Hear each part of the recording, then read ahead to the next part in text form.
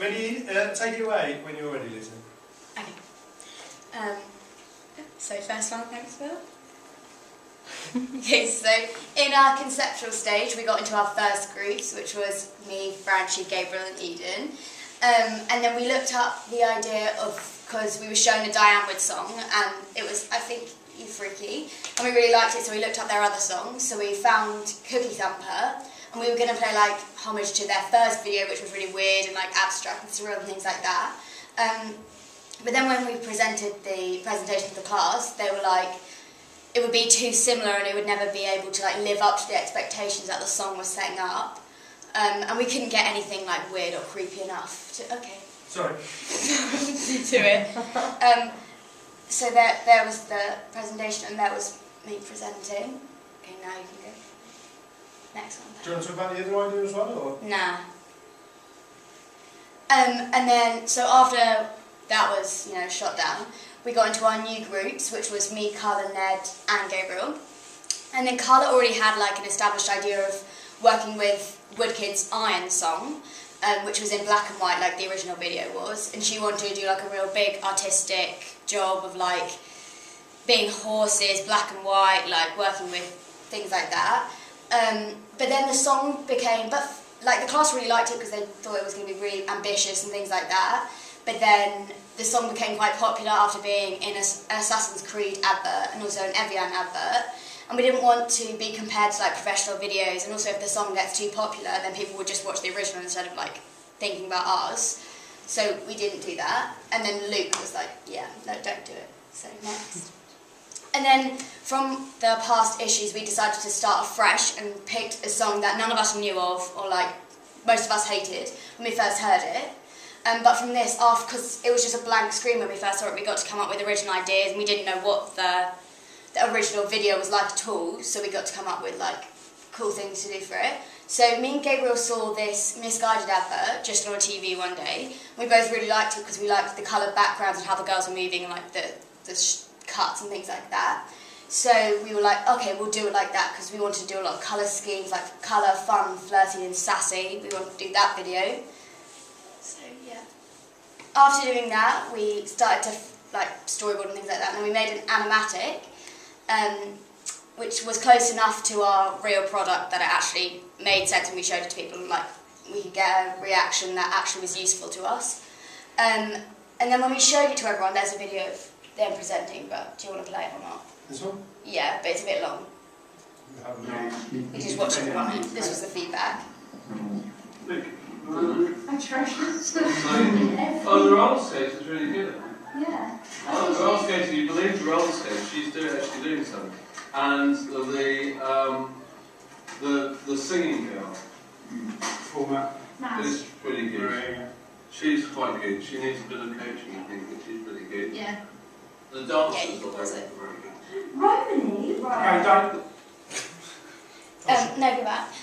Yeah, so from that you can tell that they liked the video and how it was done, like the roller skating and things like that. But then what they went on to say was that the elements that we were using didn't really fit, and Hannah, the roller skater, what they liked was quite isolated in the way that everyone else was in a group and like dancing and singing, whereas Hannah was just roller skating by herself. So it looked like she had like a special skill that no one else had.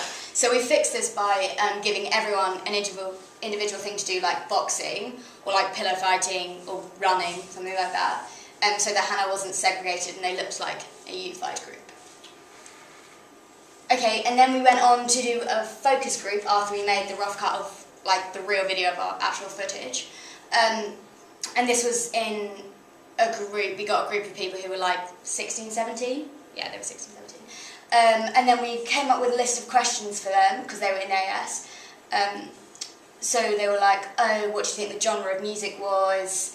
Was it easy to use for the website? And then for the digipack, do you think they all linked together? And then after we showed it to them, we got some feedback there. So can you play that video? This one? Yeah. That one? Yeah. Are you recording? Take your right. Oh no, not a chance I'm speaking. Yeah. Skip through that bit. What do you... I thought they were all going on at the same time.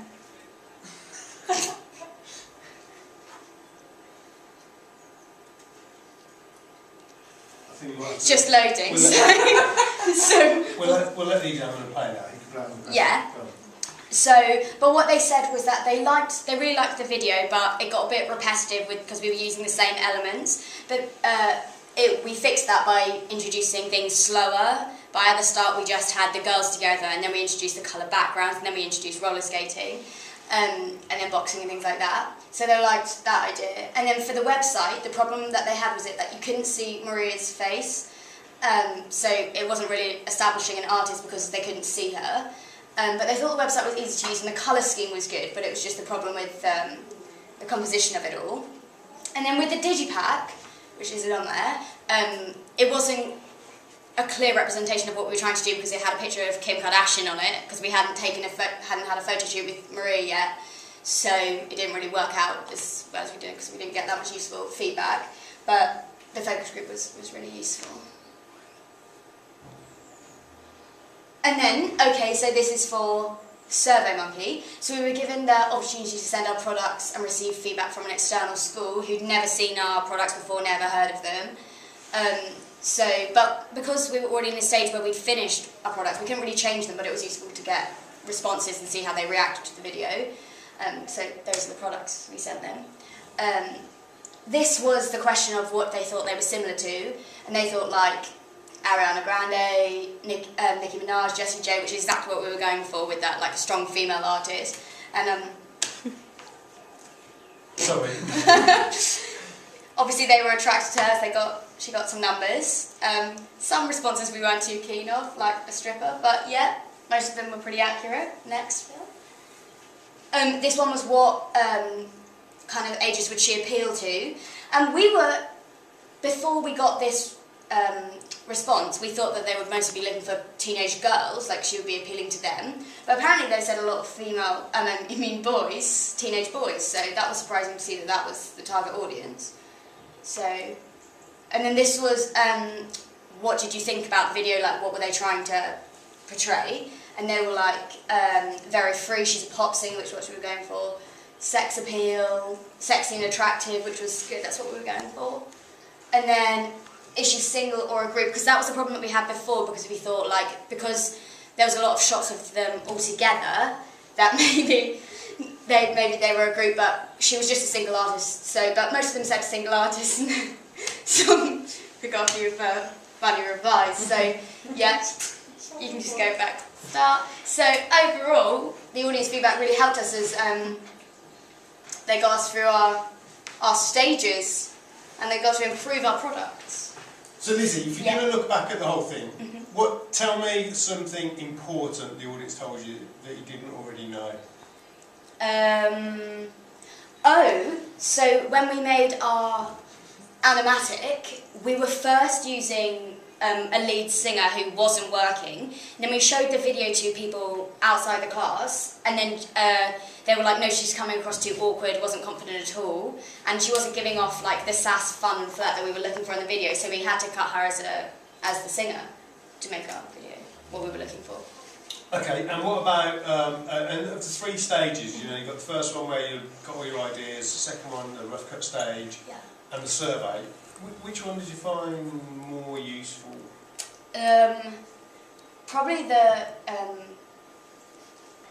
rough cut stage, as like we'd already started the idea on our fixed video, so it was good to get feedback on something like an animatic, which was close to the actual video that we were going to make, so we could easily make changes from that point on to making our real video, because it was so close to when we had to film it, so it was good to have last minute tweaks and things like that. Okay, and if you're thinking about kind of like, I mean, one thing criticism of audience research is that you end up with a really bland product trying to please everyone, and you can lose a clear sense of direction. How important do you think it is to listen to the audience compared to just stick with your instincts? No, I think it's really important to listen to an audience because they're the people who are going to have to watch it. Like, if it was all about you, like, who knows what an audience would be thinking about the video, because if you make it so self-indulgent, then it's not about the people who are going to consume the product. So I think it's really important to listen to an audience because they're going to watch it. So. Okay, excellent. Thank you.